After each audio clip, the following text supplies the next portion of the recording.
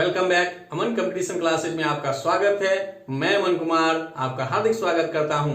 आज का topic partnership है। पार्टनरशिप के बेसिक क्लास का वीडियो बनाकर पहले ही अपलोड कर चुके हैं, जिसका डिस्क्रिप्शन में लिंक मिल जाएगा या आई बटन पर क्लिक करके भी देख सकते हैं। पहले उस वीडियो को अवश्य देख लीजिए, क्योंकि जब आज प्रॉब्लम सॉल्व करें तो आपको समझने में कोई प्रॉब्लम नहीं आए। यदि चैनल आपके लिए थोड़ा सा भी हेल्पफुल साबित हो रहा हो तो इसे बढ़ाने की कोशिश कीजिए, अर्थात अपने आप तक सीमित नहीं रखिए, बल्कि अधिक से अधिक शेयर कीजिए और सब्सक्राइबर बढ़ाइए। यदि मेरे चैनल पर नए हैं तो चैनल को सब्सक्राइब कर लीजिए और नोटिफिकेशन बेल पर क्लिक कर लीजिए, जिससे कि कोई भी वीडियो अपलोड करें तो नोटिफिकेशन आपको शीघ्र मिल जाए। तो चलिए बिना समय गवाए आज के टॉपिक पर। एक्सरसाइज 13A का क्वेश्चन नंबर 5। प्रकाश, सुनील तथा अनिल ने संयुक्त रूप से क्रमशः 11 लाख रुपए, 16.5 लाख तथा 8.25 लाख रुपए के निवेश से एक व्यापार आरंभ किया। यानी तीनों का अलग अलग पूंजी दिया हुआ है। फिर कहता है 3 वर्ष के अंत में उनके द्वारा कमाया गया लाभ 19.5 लाख रुपए था। यानी समय 3 वर्ष और टोटल लाभ दिया 19.5 लाख। तो कहता है इस लाभ में अनिल के भाग का 50% कितना होगा। तो बेसिक क्लास में बताए थे कि लाभ का अनुपात निकालना हो तो हम क्या करेंगे, तुरंत पूंजी को समय से गुना कर देंगे, अर्थात लाभ बराबर क्या होता है, तो पूंजी गुना समय। तो चलिए यहां भी देखते हैं। तो प्रकाश, दूसरा है सुनील और तीसरा है अनिल के लाभ का अनुपात निकालते हैं। तो लाभ का अनुपात निकालने के लिए क्या करते हैं, पूंजी गुना समय। तो पूंजी पहला कितना, 11 लाख, दूसरा है 16.5 लाख और तीसरा दिया हुआ है 8.25 लाख। तो पहले थोड़ा सा लॉन्ग देख लेते हैं जिससे समझने में आसानी हो। फिर देखें कि समय कितना, 3 वर्ष। तो हम यहां क्या किए, 3 से ही गुना किए, 3 से। ये क्या निकल गया, तो लाभ का अनुपात जब समय बराबर है, यानी तीनों का मात्रक क्या है, वर्ष में, तो इसलिए हम यहां डायरेक्ट 3 ही लिख दिए। कहीं पर क्या होता है कि महीने में दिया रहता है तो हम यहां पर क्या लिखते हैं, महीने में चेंज करके।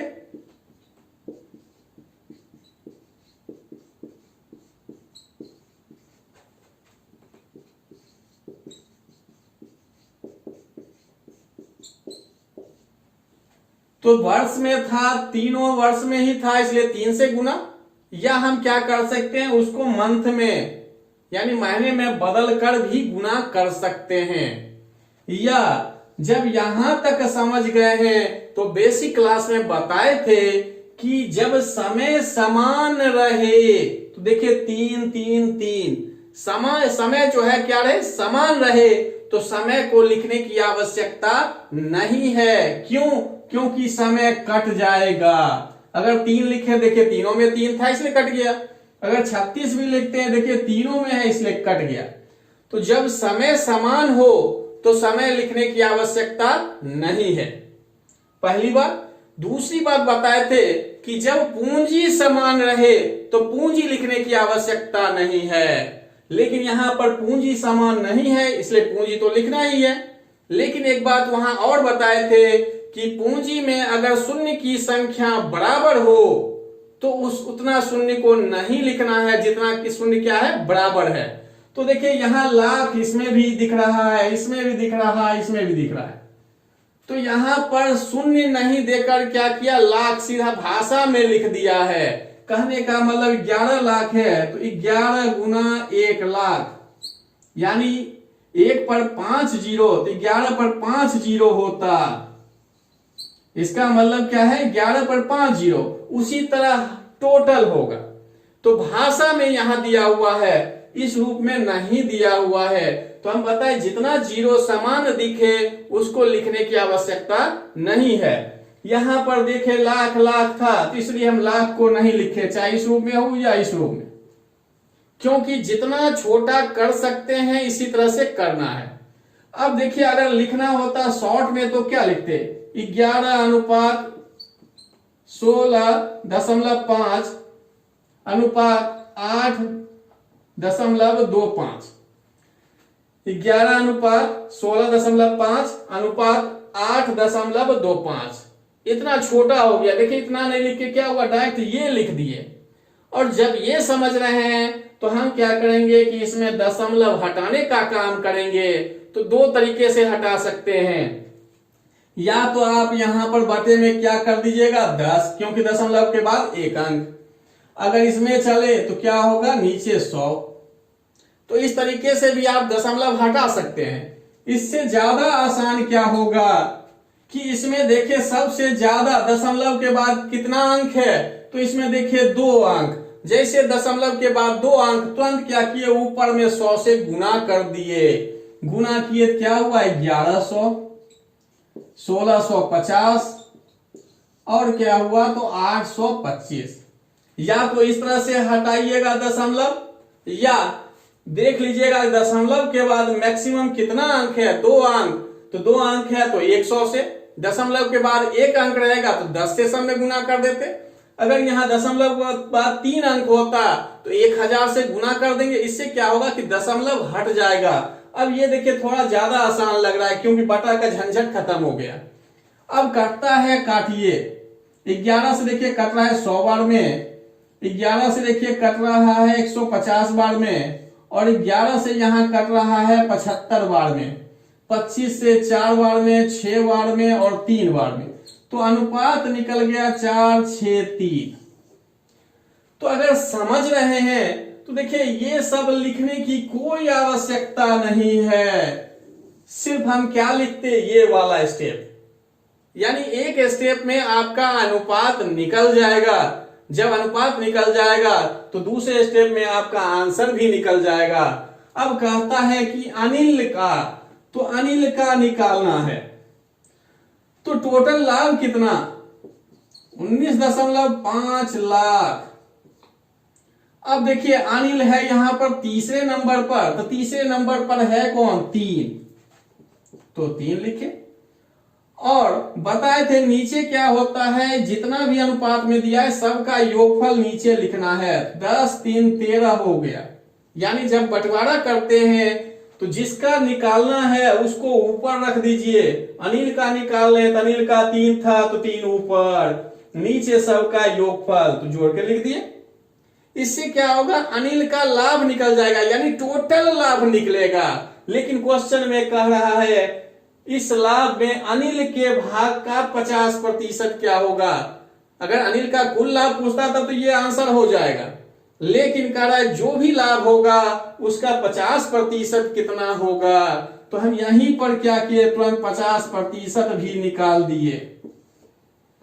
तो प्रतिशत जैसे हटाए नीचे क्या हो गया, बटे में 100।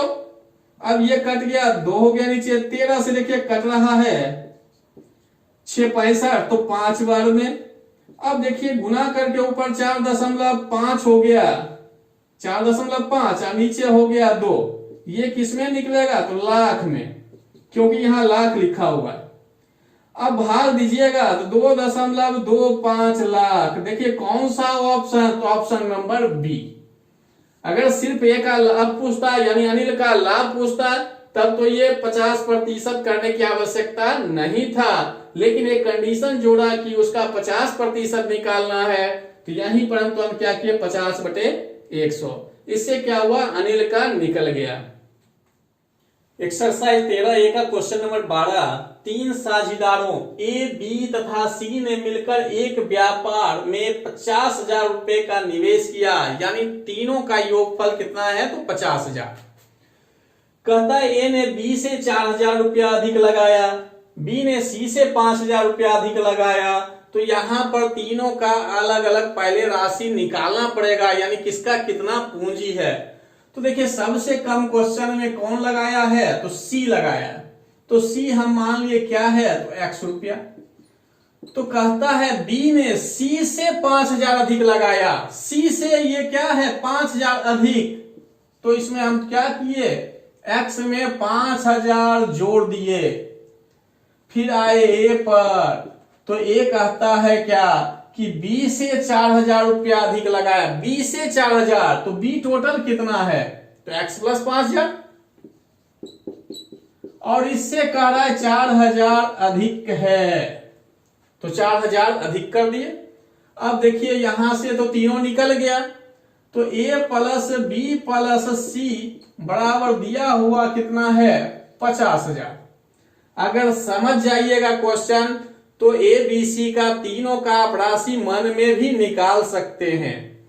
तो देखिए ए का कितना, तो x प्लस 9000, बी का कितना, तो x प्लस 5000, और सी का कितना, x। इस तरीके से टोटल कितना है, तो 50,000।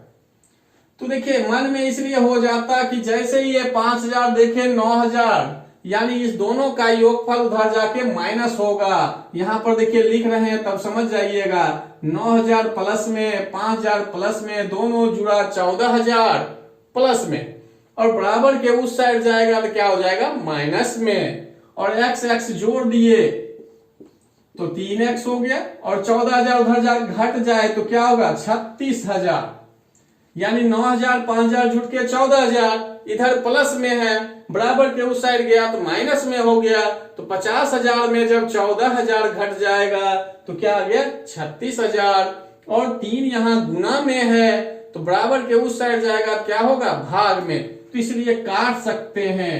तो x बराबर क्या आ गया, 12,000। अब देखिए तीनों का पूंजी निकल जाएगा तो लाभ का अनुपात भी निकल जाएगा, a अनुपात b अनुपात c।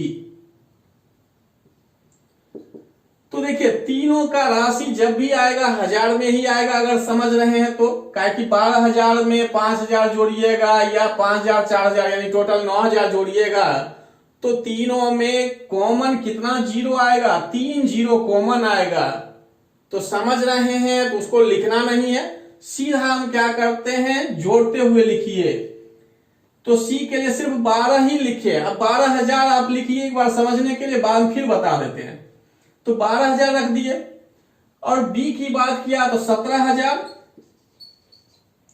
और 17 में 4,000 और जुट गया तो 21,000। तो हम कहना ये चाह रहे थे कि जैसे हम देखे इसमें भी 3 जीरो इसमें भी 3 जीरो आ रहा है, तो ये 3 जीरो लिखने की आवश्यकता ही नहीं था, यानी 21 17 12 ही लिखते सिर्फ।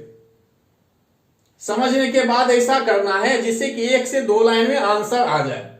अब आए समय पर, तो कहता है वर्ष के अंत में इतना लाभ हुआ है, तो वर्ष के अंत का मतलब क्या, 1 वर्ष या 12 महीना, और तीनों के लिए जब समय समान रहे तो हम गुना इसमें नहीं करेंगे, डायरेक्ट यही मेरा क्या होगा, अनुपात होगा, क्योंकि हम 1 से गुना कर दे तब भी मान में कोई अंतर नहीं। अगर मंथ में रहता 12 से करे तब भी 12 तीनों क्या होगा, कट जाएगा। तो यही अनुपात निकल गया। अगर कटता है तो काट भी सकते हैं, लेकिन अभी नहीं कट रहा है तो यही अनुपात हो गया। तो इसलिए बोले कि समझिएगा तो मन में सॉल्व हो सकता है। अब देखना है कि लाभ किसका पूछ रहा है, तो कहता है कुल लाभ में से ए को कितना धन मिलेगा, ए की बात किया, तो कुल लाभ है कितना, 35,000। अब ए कितना है, अब यहां देखिए 21, तो 21 लिख दिए। नीचे क्या होगा, योगफल, तो 1 और 7 8 8 2 10 0 3 1 4 4 1 5। अब देखिए 50 से कट गया,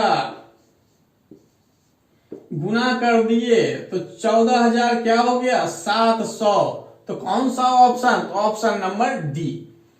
तो इसको आप मन में सॉल्व कर सकते हैं, बस ये ध्यान रखिएगा किसको कितना ज्यादा दे रहा है। जो भी होगा इसको जोड़ते हुए डायरेक्ट मन में ही घटा देंगे कि 50,000 में इतना घट जाएगा, तो जो बच गया 3 आदमी है तुरंत 3 से भाग दे देंगे, जिससे कि जिसका कम होगा उसका राशि निकल जाएगा। जब निकल गया तो जितना जितना जो ज्यादा है उसमें जोड़ दीजिए, और जब देख लिए कि सब में जीरो इतना बराबर आ रहा है यानी कॉमन आ रहा है, तो उस जीरो को भी नहीं लिखना है, जिससे कि छोटा होके क्या आ जाए, 21 17 12।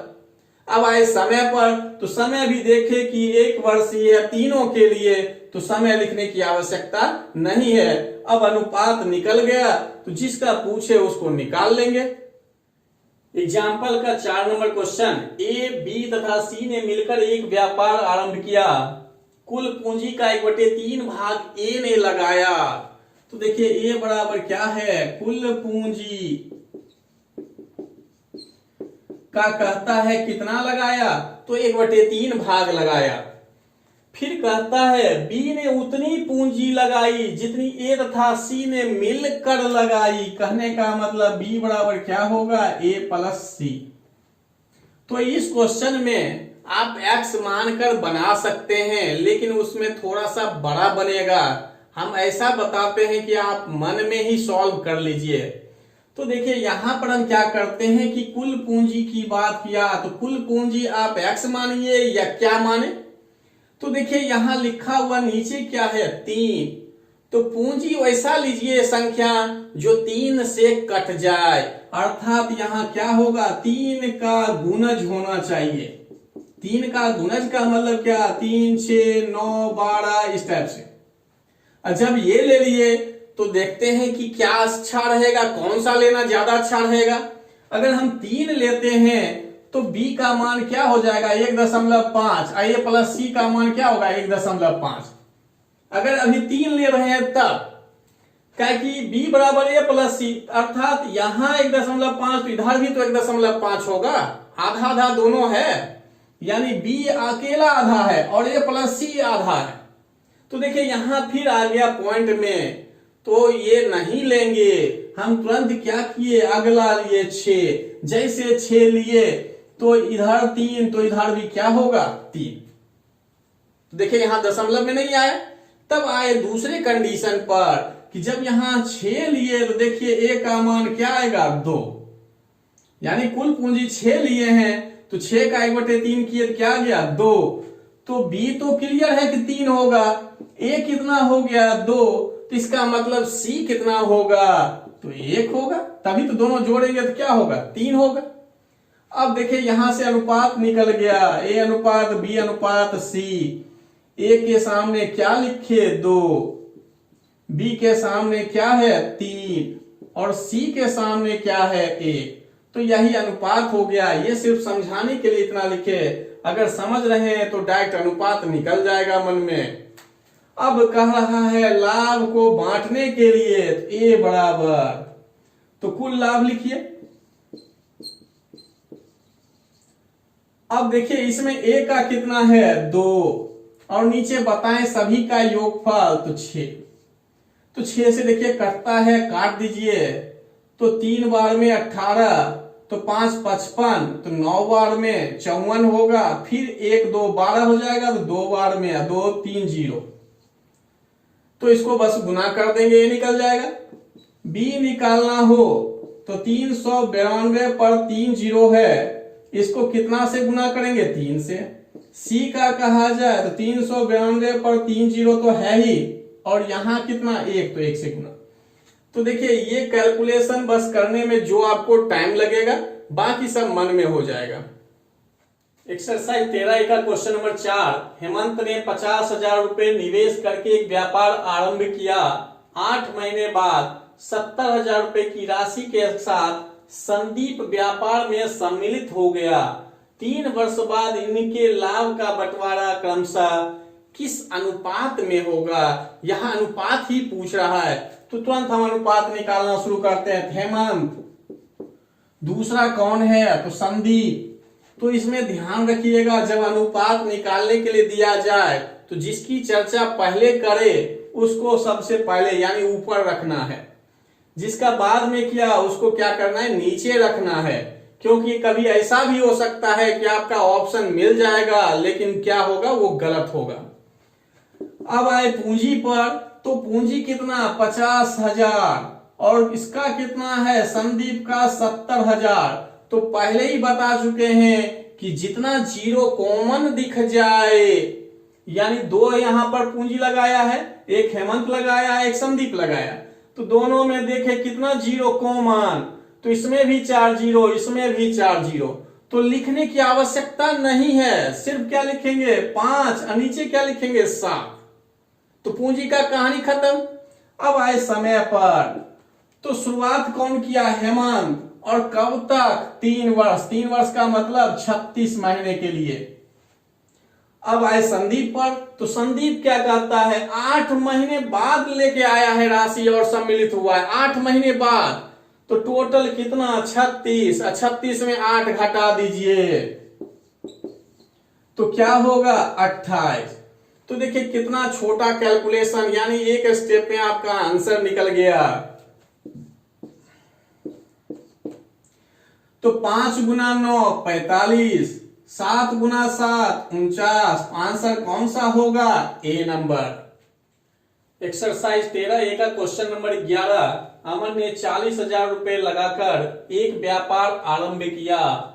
6 माह बाद सामंत 60,000 रुपए लगाकर तथा उसके 3 माह बाद रचित 50,000 रुपए लगाकर साझीदार हो गया। तो कहता है 2 वर्ष बाद इनके लाभ का अनुपात क्या होगा। तो जैसे अभी बताएं उसी तरह बनाएंगे, बस यहां पर क्या है कि 3 पार्टनर है। तो सबसे पहले है अमन, दूसरा है सामंत और तीसरा कौन है, तो रचित। तो देखिए जैसे लिखा है उसी तरह लिखे, ये नहीं कि अपने मन से आगे पीछे कर दें। पहले अमन है तो ए, उसके बाद सामंत है तो एस, उसके बाद रचित है तो आर। अब आए पूंजी पर, तो पूंजी के लिए पहले ही बता चुके हैं कि जितना जीरो तीनों में कॉमन दिख जाए उसको नहीं लिखना है। तो देखिए यहां पर 4 जीरो और इसमें भी 4 जीरो, तो हम सिर्फ क्या लेंगे 4, 6 और 5। इसका 4 हो गया, दूसरे का 6 हो गया, तीसरे का क्या हो गया 5। समय की बात है तो टोटल तो 2 वर्ष है। अमन जो है शुरुआत से ही है, इसलिए इसके लिए क्या होगा 24। दूसरे के लिए आए तो ये क्या कहता है 6 महीने बाद शामिल हुआ, 6 महीने बाद, तो टोटल है 24। तो 24 में तुरंत क्या किए 6 घटा दिए, क्योंकि 6 महीने बाद शामिल हुआ, यानी उसका पूंजी कितने महीने के लिए रहा, तो 24 में 6 घट के 18 महीने के लिए ही रहा, तो 18। अब आए तीसरे पर, तो कहता है ये क्या है कि जो ये आया सामंत उसके भी 3 महीना बाद आया, उसके 3 महीना बाद, तो इसका जब 18 महीना है और उसके 3 महीना बाद आया तो 18 में फिर 3 घट गया, यानी 15 महीना के लिए ही अब पूंजी उसका रहा। तो सबसे पहले ध्यान देना है समय पर, तो पहला क्या था शुरू से अंत तक रहा, इसलिए 24। दूसरा 6 महीना बाद शामिल हुआ, तो 24 में तुरंत 6 घटाए, 18 महीने के लिए उसका पूंजी रहा। तीसरे पर आए तो तीसरे के बारे में कहा कि ये सामंत जो है उसके भी 3 महीने बाद आया, तो जब उसका पूंजी 18 महीने रहा तो ये 3 महीना बाद आया, तो 18 में तुरंत 3 घटा दिए, यानी 15 महीने के लिए ही तो उसका पूंजी रहा। अब बस अनुपात निकालना है, जो कटता है काट दीजिए। तो देखिए 3 से कट रहा है तो गुना कर दीजिए 32, 36 और 25।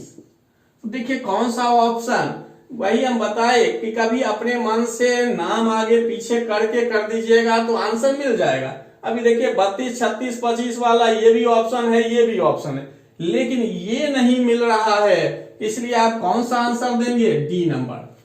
तो डी में देखिएगा आंसर वहां क्या मिलेगा, 32:36:25। एक्सरसाइज 13 का क्वेश्चन नंबर 15। ए, बी तथा सी ने मिलकर एक व्यापार आरंभ किया।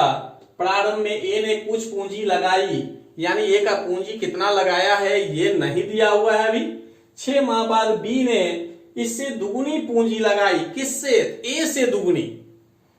फिर कहता है 8 माह बाद सी ने ए से तिगुनी पूंजी लगाई, यानी जितना भी ए का लगा होगा उसका तिगुना। तो कहता है वर्ष के अंत में 27,000 रुपए के कुल लाभ में से सी का भाग कितना। तुरंत अनुपात निकालना शुरू किए। तो सबसे पहले पूंजी पता हो, तो कहा ये कुछ पूंजी लगाया, तो हम ए का मान लिए 1, मानने के लिए आप 100 भी मान सकते हैं, फिर तो काटना पड़ेगा, फिर लास्ट में निष्कर्ष वही आएगा। तो कहा बी जो है दुगुनी लगाया, तो दुगुनी लगाया इसलिए 2। सी पर आए तो कहता ए से तिगुनी, इसलिए 3। तो पूंजी तो निकल गया 1 2 3। समय पर आए तो कहता है वर्ष के अंत में ए जो है शुरुआत से ही है, इसलिए इसका क्या होगा 12। और बी पर आए तो कहता है बी जो है 6 महीने बाद आया, 6 महीने बाद, टोटल समय कितना 12 महीना। 12 में तो हम क्या किए 6 घटा दिए, तो 6 से गुना। तीसरे पर आए तो कहता है ये 8 महीना बाद आया, यानी कुल जो समय है उसमें से हम 8 महीना घटा देंगे, तो यहां क्या होगा 4 महीना। अब पहला वाला कंडीशन नहीं है, कहने का मतलब इससे पहले जो क्वेश्चन बताए थे वहां लिखा था उसके बाद, लेकिन यहां ऐसा नहीं है। यहां देखिए सीधा कहता है 8 माह बाद, यानी शुरुआत से ही 8 महीने बाद आया है। तो शुरुआत से 8 महीने बाद, तो टोटल समय 12, 12 में तुरंत 8 घटाए क्या गया 4। अब गलती से यहाँ 8 ही नहीं रख दीजिएगा, इसमें 6 है तो यहाँ भी 8 रख दे। यहां पर घटाने के बाद 6 आया, यानी 12 में जब ये 6 घटाए तब ये 6 है। तो देखिए ये अनुपात निकल गया 12 12 12, गुना होगा 12, ये भी गुना होगा 12, तो अनुपात निकल गया, तीनों बराबर ही रह गए। सी का कहा तो टोटल कितना लाभ है, तो देखिए टोटल लाभ 27,000। सी का 1, तीनों का योगफल, बस 3 से काट दिए तो 9,000 आ गया। तो 9,000 कौन सा ऑप्शन, बी नंबर। अभी यहां पर ए का भी कहे तब भी लाभ 9,000, बी का कहे तब भी 9,000, क्योंकि यहां अनुपात क्या है 1 1 1, यानी तीनों बराबर है, इसलिए तीनों का लाभ यहां पर क्या होगा 9,000 ही होगा। आज कुछ टाइप बताए हैं, इससे रिलेटेड जो भी क्वेश्चन होगा उसे आप सॉल्व कर लीजिएगा। अगली वीडियो भी पार्टनरशिप से ही आएगा। तब तक के लिए आपसे विदा लेते हैं, धन्यवाद।